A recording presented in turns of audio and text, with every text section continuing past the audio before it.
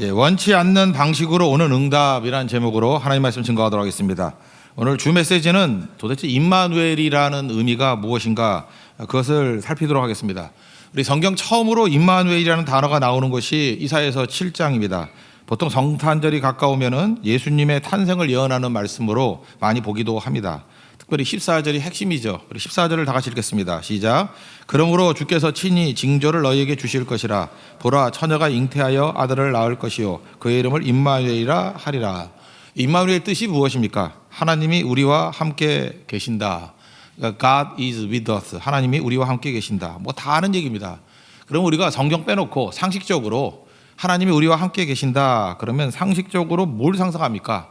하나님이 우리와 함께 계시니까 항상 형통하겠군, 잘 되겠군, 또는 기쁜 일만 넘쳐나겠군, 또는 건강하겠구나 라고 생각을 합니다.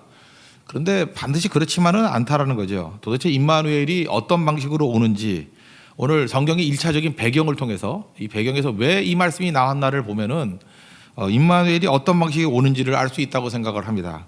먼저 이스라엘은 남북으로 이렇게 분단이 되었습니다. 북쪽을 이스라엘이라고 불렀고 남쪽을 유다라고 불렀습니다. 남북 분단이 되지 않았습니까? 이 배경이 되는 것이 남쪽 유다의 아하스라는 왕 때 이야기입니다. 그러니까 어린 나이에 왕이 됐습니다. 20살의 왕이 되었습니다. 그런데 어린 나이 왕이 된 게 문제가 아니라 북쪽의 이스라엘 왕이 쿠데타로 정권을 잡은 왕인데 너무 센 왕이에요. 베가라는 왕인데 엄청 강했습니다. 1절을 한번 보시겠습니다. 1절을 시작. 우시아의 손자여 요담의 아들인 유다의 아하스 왕 때 아람의 르신 왕과 르말리아의 아들 이스라엘의 베가 왕이 올라와서 예루살렘을 쳤으나 능히 이기지 못하니라. 근데 북쪽 이스라엘 왕이 베가인데 사실 이 사람이 엄청 강한 사람이에요. 역대하를 보면요, 28장에 보면은 이렇게 나옵니다. 북쪽 이스라엘이 침공을 해가지고 남쪽 유다 백성을 12만 명을 죽였고, 그다음에 아내와 자녀들, 그 여자들, 뭐 어린아이들 20만 명을 포로로 끌고 갔다. 이 공포죠. 한번 살펴볼까요? 역대하 28장 6절부터 8절까지입니다. 한번 찾아보시죠. 역대하 28장 6절.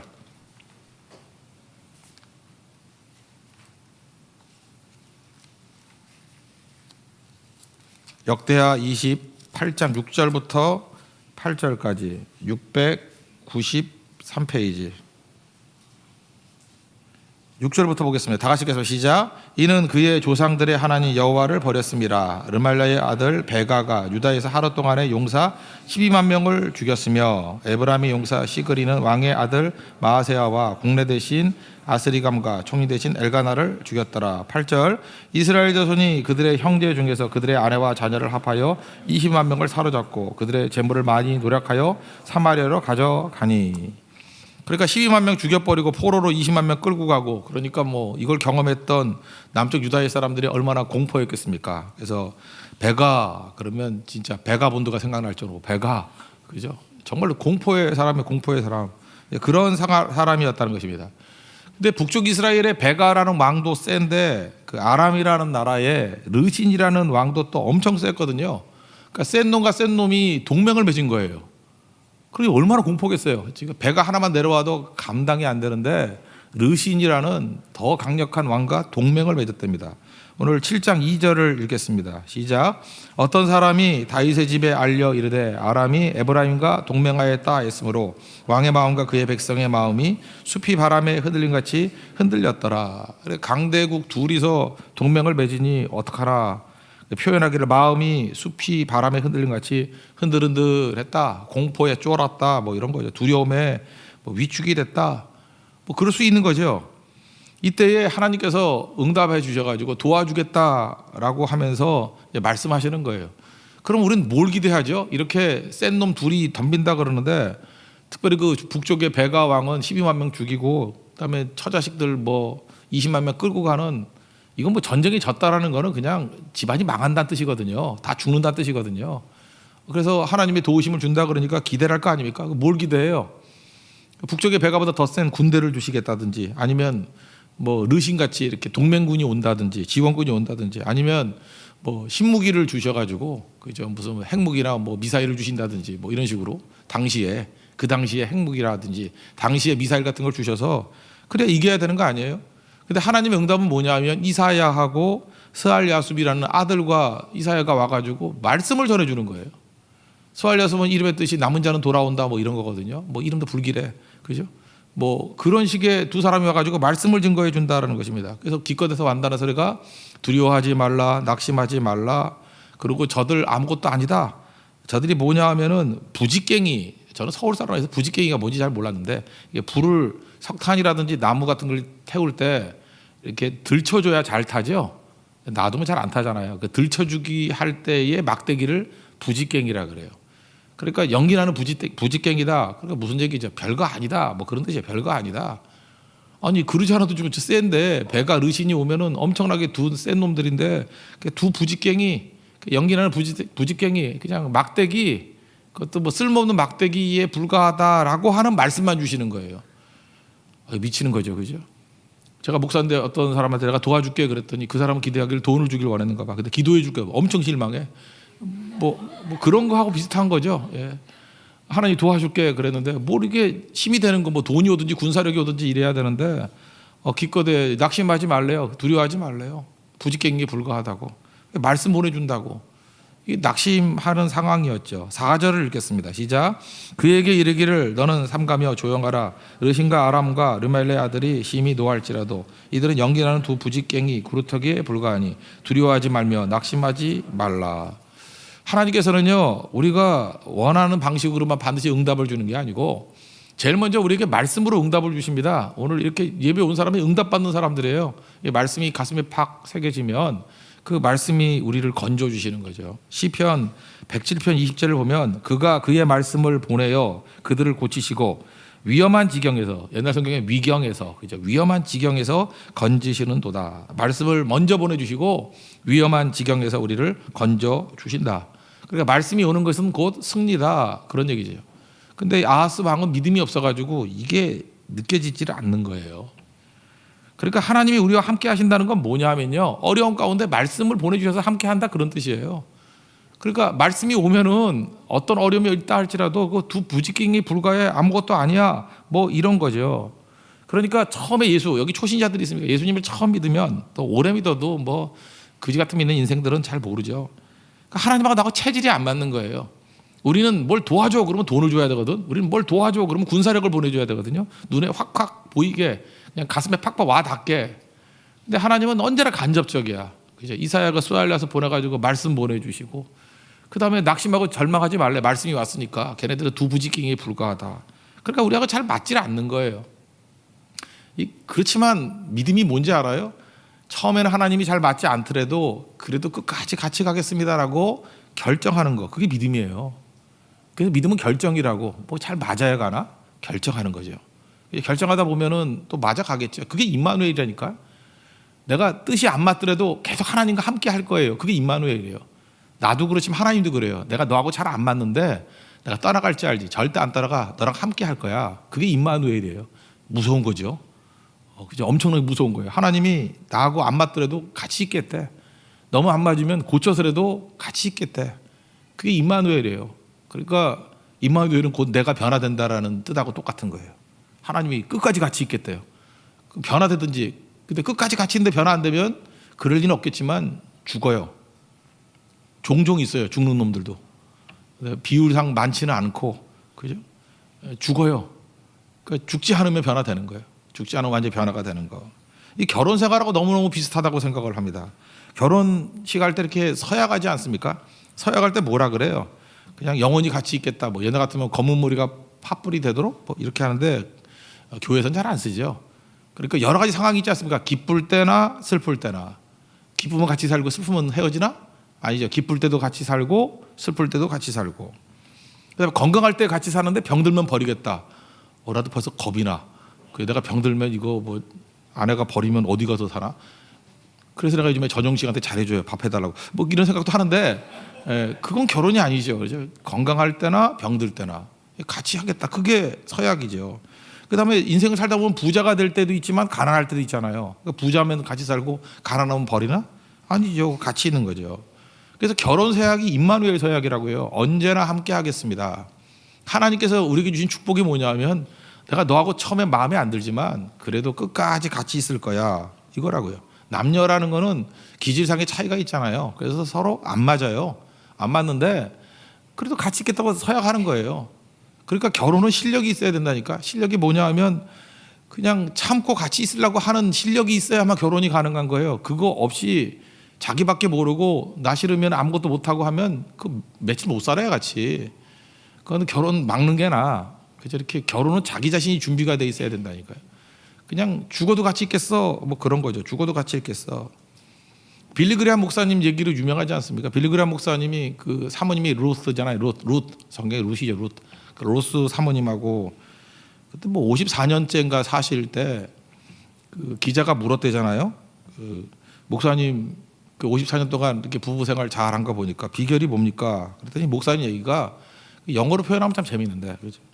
아내와 나는 전혀 안 맞지만 행복하게 살고 있습니다. 이게 모순이죠. 모순어법이죠. 안 맞지만 행복하게 살고 있다. We are happily incompatible. 영어로 그냥 하면 incompatible. 이게 모순이잖아요. 이 incompatible이 뭐예요? 양립할 수 없는. 근데 우리는 we are happily incompatible. 우리는 행복하게 양립할 수 없이 살아가고 있대. 이게 결혼이라는 거예요. 안 맞지만, 그죠?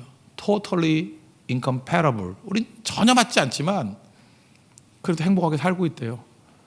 그게 결혼이고 그게 임마누엘이라는 것입니다. 그래서 여러분 신앙생활을 할 때 하나님은 우리와 함께 하셔요. 절대 떠나지도 않고 같이 살아요. 같이 동행하신다고. 근데 초창기 때는 신혼부부 싸우듯이 잘 맞지가 않아. 힘들어져요. 그러면 하나님이 변화되겠어? 내가 변화돼야지. 그래서 변화되는 과정이 임마누엘의 과정이고 동행의 과정이라는 것입니다. 그게 예수님이에요. 그런 예수님이 우리에게 오신다고요. 그러니까 예수님 처음 만났을 때는 기쁘죠. 결혼했을 때 다 좋아하잖아. 남편도 좋아하고 아내도 좋아하고. 근데 실제로 현실 속으로 딱 들어가면은 안 맞아. incompatible. 우리는 안 맞아 전혀. 근데 맞춰 나가면서 happily incompatible 된다고요.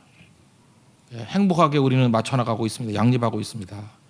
그게 임마누엘의 뜻이라는 것입니다.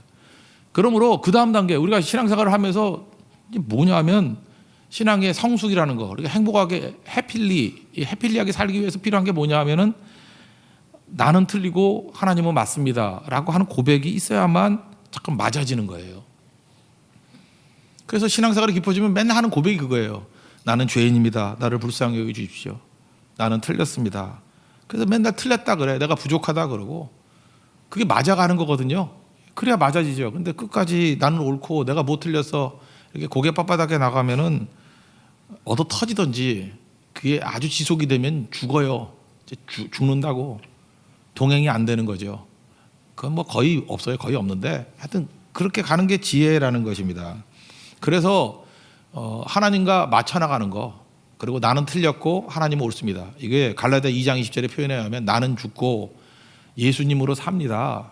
내 자아는 다 죽고 not by self. 내가 아니고요.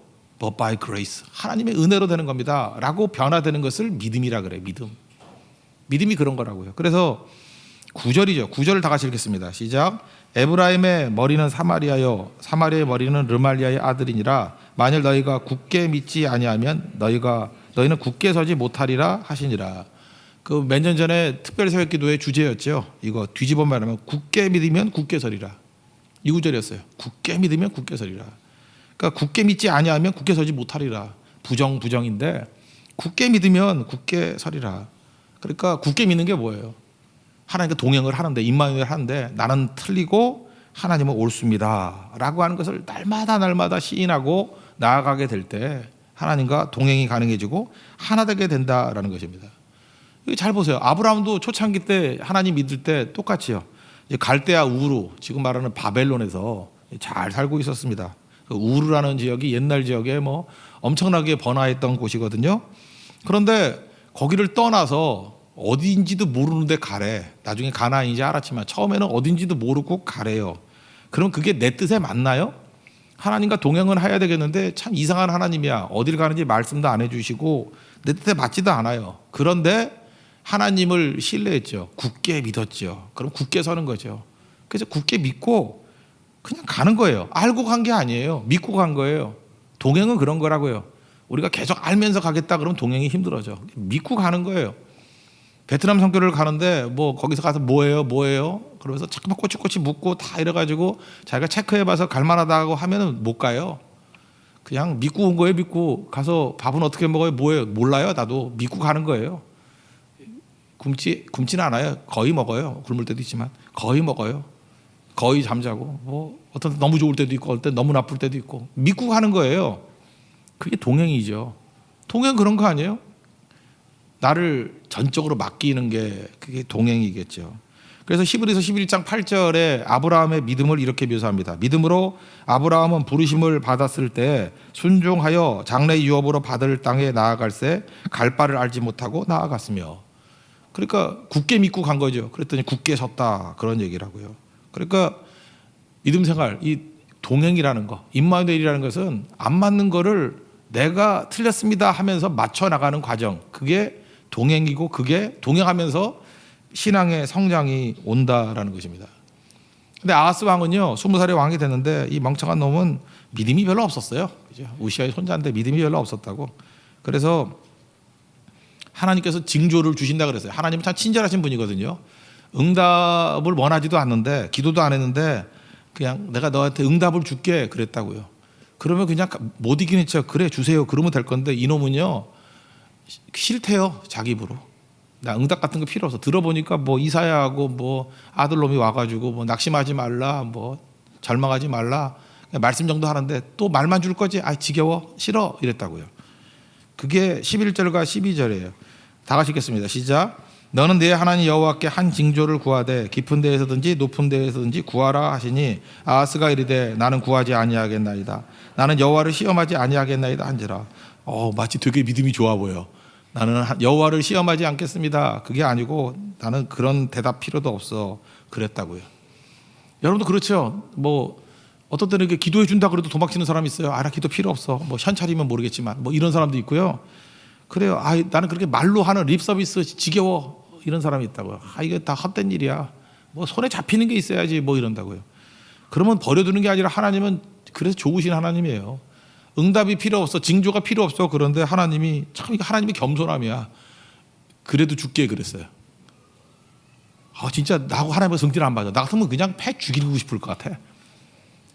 응답 필요 없어. 그런데 하나님은 정말 사랑이 많으신 분이에요. 그래도 필요할 거야. 내가 응답을 줄게. 징조를 줄게. 그게 임마누엘이라니까요. 14절부터 16절까지 읽겠습니다. 시작. 그러므로 주께서 친히 징조를 너에게 주실 것이라. 보라 처녀가 잉태하여 아들을 낳을 것이요 그의 이름을 임마누엘이라 하리라. 그가 악을 버리며 선을 택할 줄 알 때가 되면 엉긴 젖과 꿀을 먹을 것이라.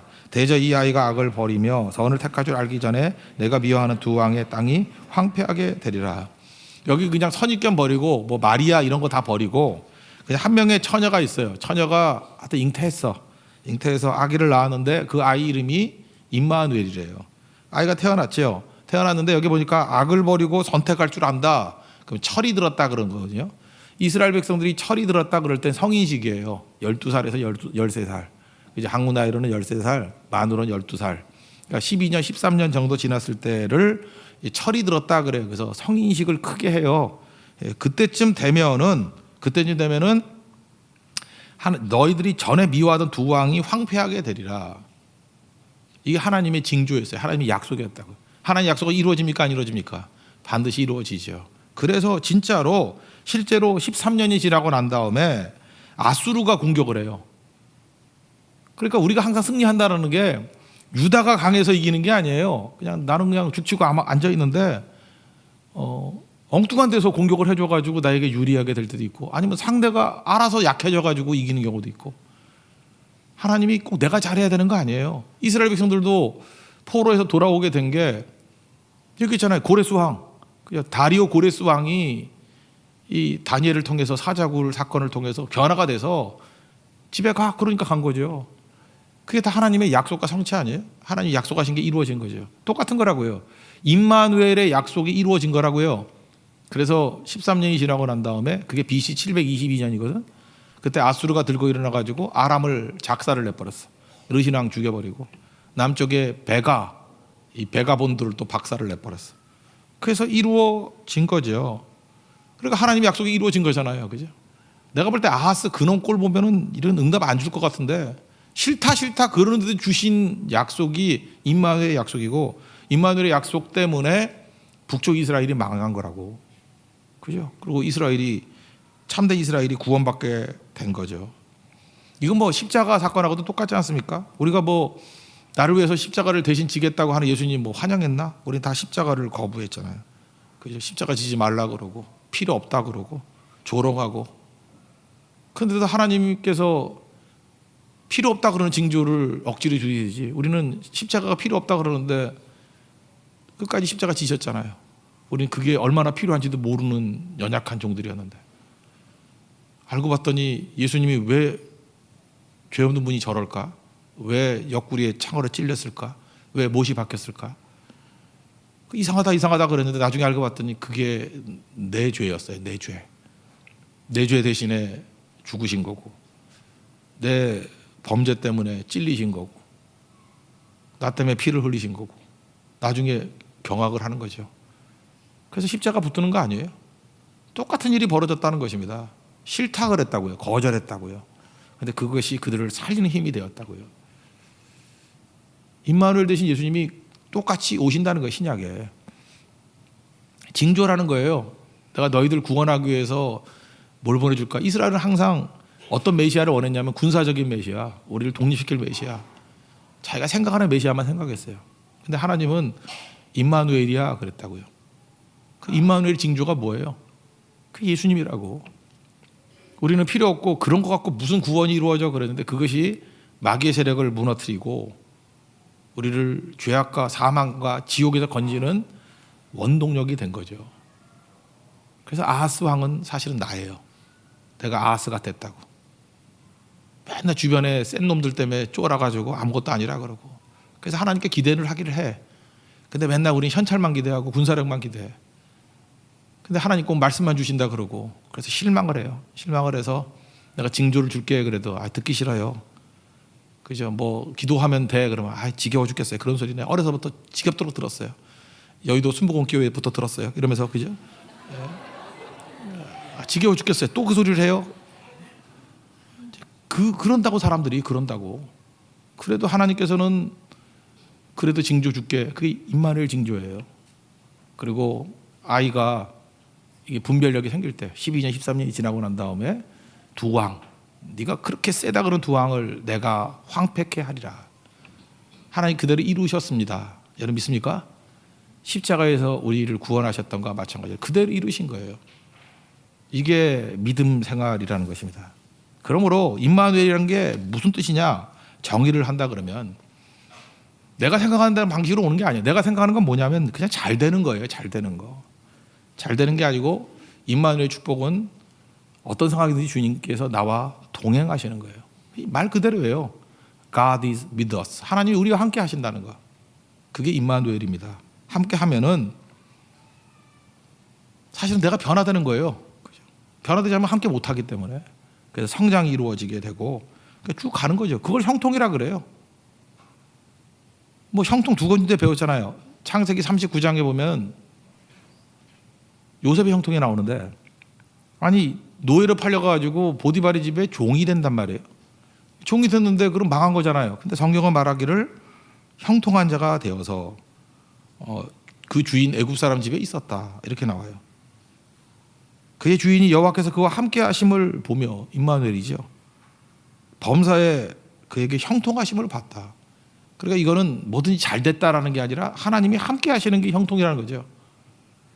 오늘 다니엘서 6장의 마지막 28절 말씀, 우리는 다리오와 고레스가 동일 인물이다라고 하는 걸로 이 말씀을 많이 봤지만 내용이 그죠. 이 다니엘이 다리오 왕의 시대와 여기 와우라는 게 그리고라는 뜻도 있지만 또 네디스 즉이라는 거 그렇게 동격이라는 뜻도 있다 그랬죠. 바사 사람 고레스 왕의 시대에 우리 이제 동격이라고 배웠어요. 다리오는 고레스다. 그때에 형통하였더라. 형통했다는 게 뭐예요? 형통했는데 사자굴에 들어가? 형통했는데 풀물에 들어가냐고. 그게 형통이래요. 형통이 뭐예요? 하나님이 함께 하시는 거예요. 사자굴 속에서도 하나님이 함께 하셨죠? 그게 형통이라는 거예요. 그래서 임마누엘의 이야기를 제일 많이 알려주는 거예요. 그러면 예수 믿으면 다 사자굴에 들어가야 되냐요? 미쳤어요? 사자굴에 들어가게? 사자굴에 왜 들어가야 돼요? 왜? 하나님이 함께 하시는 사명이 있으면 들어가는 거예요. 개 죽음 하는 거 아니에요. 그냥 사자굴에 그냥 들어가면 물려 죽어요, 여러분. 근데 하나님께서 함께 하시면서 가라 그럴 때 가면 안 죽어요. 그게 사명자라고, 사명자. 그게 형통이에요. 그게 임마누엘. 그래서 우리는 어디든 간다라는 거죠. 그래서 우리 교회에서 예배, 기도, 선교가 중요하다 그러는 거. 이제 신학적으로 이제 결론이 나오는 거죠. 하나님이 누구와 임마누엘 해 주시느냐? 하나님이 함께 한다라는 게 성경 전체를 종합해 보면 첫 번째 단계는 예배거든요.